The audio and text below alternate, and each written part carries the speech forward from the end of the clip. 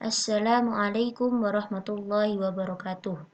Perkenalkan, nama saya Rohma Zulfa Intani. Di sini saya akan mempresentasikan sejarah peradaban Islam dari Asia Tengah. Yang akan saya bahas di dalam presentasi kali ini, yang pertama adalah proses kedatangan Islam di Asia Tengah, yang kedua tokoh-tokoh yang masyhur dari daerah Asia Tengah.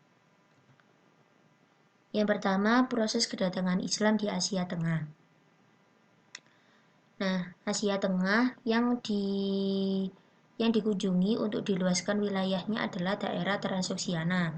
Transoksiana menjadi salah satu target perluasan wilayah Islam sejak masa Khalifah Umar bin Khattab hingga terus berlanjut ke masa dinasti Umayyah. Walaupun sering mengalami kekalahan, pada akhirnya Islam berhasil meluaskan wilayah ke Transoksiana di bawah kepemimpinan Abdul Malik bin Marwan dari dinasti Bani Umayyah. Abdul Malik bin Marwan dibantu oleh Al-Hajjaj bin Yusuf. Pada tahun 609 Masehi, Al-Hajjaj bin Yusuf mengangkat Al-Muhallab bin Abu Sufroh untuk memimpin penaklukan ke wilayah Transoksiana. Dan Al-Muhallab berhasil menyeberangi sungai Amudarya dan singgah di daerah Nukus. Namun, setelah meninggalnya Al-Muhallab, Al-Hajjaj bin Yusuf mengangkat putra Al-Muhallab, yakni Yazid bin Al-Muhallab untuk melanjutkan perluasan wilayah ke Transoksiana. Dan putra dari Al-Muhallab, yakni Yazid bin Al-Muhallab berhasil meluaskan wilayah hingga benteng Nizak di Baghdis pada tahun 703 Masehi. Setelah Yazid berhasil meluaskan wilayah hingga ke benteng Nizak, Al-Hajjaj kemudian menggantinya dengan Al-Mufaddal bin Al-Muhallab dan berhasil meluaskan wilayah hingga Baghdis dan Syauman. Setelah kemenangan-kemenangan tersebut, dinasti Umayyah mengalami pergantian pemimpin. Abdul Malik bin Marwan digantikan oleh Al-Walid bin Abdul Malik. Pada masa Al-Walid, dinasti Umayyah mencapai puncak kekuasaan penaklukan wilayah baik di barat maupun di timur. Pada masa kekuasaan Al-Walid, kekuasaan Islam paling luas dalam sejarah Islam yang meliputi 3 benua, yaitu Asia, Afrika, dan Eropa. Perluasan wilayah dibagi menjadi 2 front atau bagian, yakni front barat dan juga front timur. Front barat terjadi pertempuran melawan bangsa Romawi di Asia Kecil, sedangkan front timur terjadi penaklukan di Afrika Utara hingga Andalusia yang dipimpin oleh Musa bin Nusair. Sedangkan perluasan wilayah ke Transoksiana terus berlanjut di bawah kepemimpinan Panglima Qutaibah bin Muslim. Qutaibah berhasil menaklukkan beberapa wilayah yang ada di Transoksiana. Di antaranya adalah Tukharistan, Bikan, Sakda, Samarkan, Khawarizmi sebelah barat. Qutaibah terus menaklukkan wilayah-wilayah yang ada di Transoksiana dan berhasil menguasai seluruh wilayah Transoksiana dengan pencapaian yang luar biasa. Setelah penaklukan yang dilakukan oleh Qutaibah membuahkan hasil yang sangat memuaskan, Khalifah dinasti Umayyah berganti, dan tidak terjadi lagi penaklukan lagi ke wilayah Transoksiana.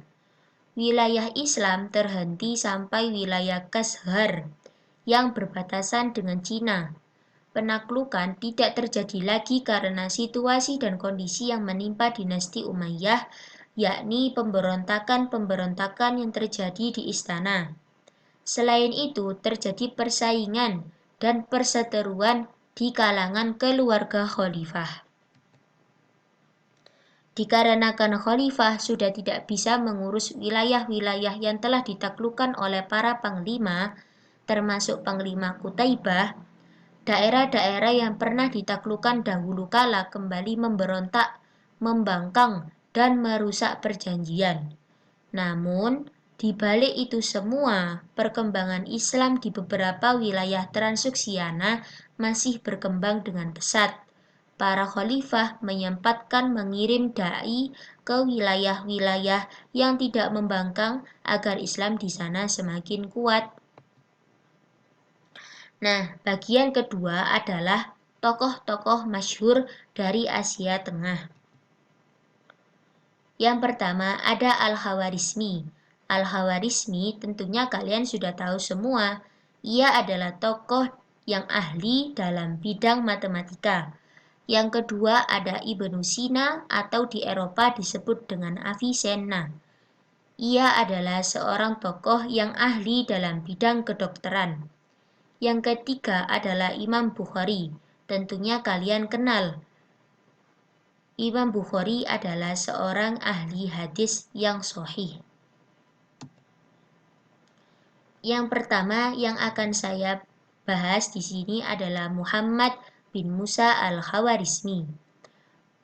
Al-Khawarizmi adalah seorang yang ahli dalam bidang matematika, astronomi, astrologi, dan geografi yang berasal dari Persia. Lahir sekitar tahun 780 di Khawarizm atau sekarang Khiva, daerah Uzbekistan, dan wafat sekitar tahun 850 di Baghdad. Hampir sepanjang hidupnya, ia bekerja sebagai dosen di sekolah kehormatan di Baghdad yang didirikan oleh Khalifah Bani al-Ma'mun.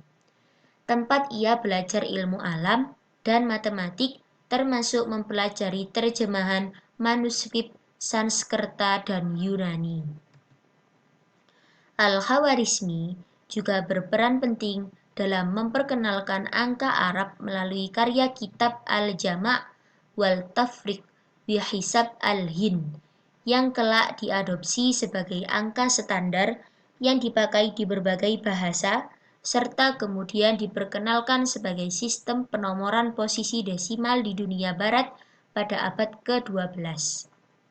Al-Khawarizmi merevisi dan menyesuaikan geografi Ptolemeus sebaik mengerjakan tulisan-tulisan tentang astronomi dan astrologi.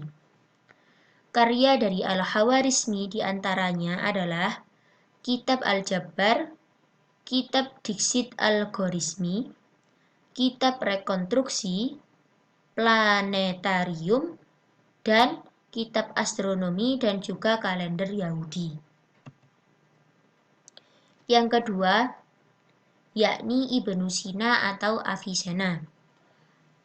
Ibnu Sina adalah seorang filsuf ilmuwan dan dokter kelahiran. Ia juga seorang penulis yang produktif, yang sebagian besar karyanya adalah tentang filosofi dan juga kedokteran. Ia mendapatkan sebutan Bapak Kedokteran Modern. Ibnu Sina menghasilkan karya yang sangat terkenal yakni Al-Qanun fi At-Tibb yang merupakan rujukan di bidang kedokteran selama berabad-abad hingga sekarang. Ibnu Sina memiliki nama lengkap yakni Abu Ali Al-Husain bin Abdullah bin Sina, lahir pada 980 di Afshanah, daerah dekat Bukhara, yang sekarang masuk ke dalam wilayah Uzbekistan, dan meninggal pada bulan Juni tahun 1037 di Hamadan, negara Iran. Ibnu Sina semasa hidupnya berhasil mengarang 450 buku yang mayoritasnya memusatkan pada filosofi dan juga kedokteran. Ibnu Sina lahir pada masa keemasan Islam. Pada zaman tersebut, ilmuwan-ilmuwan Muslim banyak menerjemahkan teks ilmu pengetahuan dari Yunani, Persia, dan India. Ayah dari Ibnu Sina bernama Abdullah. Ibnu Sina sejak kecil mulai mempelajari Al-Quran dan sastra, kira-kira sebelum ia berusia 10 tahun. Ibnu Sina telah hafal seluruh Al-Quran pada usia 10 tahun. Ia belajar aritmetika India dari pedagang sayur India yang bernama Mahmud Mazahi. Yang ketiga adalah Imam Bukhari. Imam Bukhari memiliki nama lengkap Abu Abdillah Muhammad bin Ismail al-Bukhari.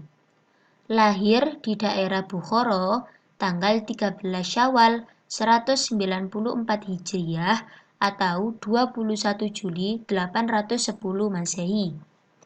Imam Bukhari adalah ahli hadis yang termasyhur di antara para ahli hadis yang sejak dulu hingga sekarang bersama dengan Imam Muslim, Abu Dawud, Imam Tirmidzi, An-Nasai, dan Ibnu Majah. Bahkan dalam buku-buku hadis dan fikih, hadis-hadisnya memiliki derajat yang tinggi. Sebagian orang menyebutnya sebagai Amirul Mukminin fil al-Hadis atau pemimpin orang-orang yang beriman dalam hal ilmu hadis. Dalam bidang ini, hampir semua ulama merujuk kepadanya. Imam Bukhari pada usia 18 tahun, dia menerbitkan kitab pertama, Qazayah Sohabah wat Tabi'in. Untuk mengumpulkan dan menyeleksi hadis sahih, Bukhari menghabiskan waktu selama 16 tahun. Untuk mengunjungi berbagai kota guna menemui para perawi hadis, mengumpulkan dan menyeleksi hadisnya. Namun tidak semua hadis yang ia hafal kemudian diriwayatkan, melainkan terlebih dahulu diseleksi dengan seleksi yang sangat ketat, di antaranya apakah sanad atau riwayat dari hadis tersebut bersambung, dan apakah perawi atau periwayat atau pembawa hadis itu terpercaya atau thiqah atau kuat.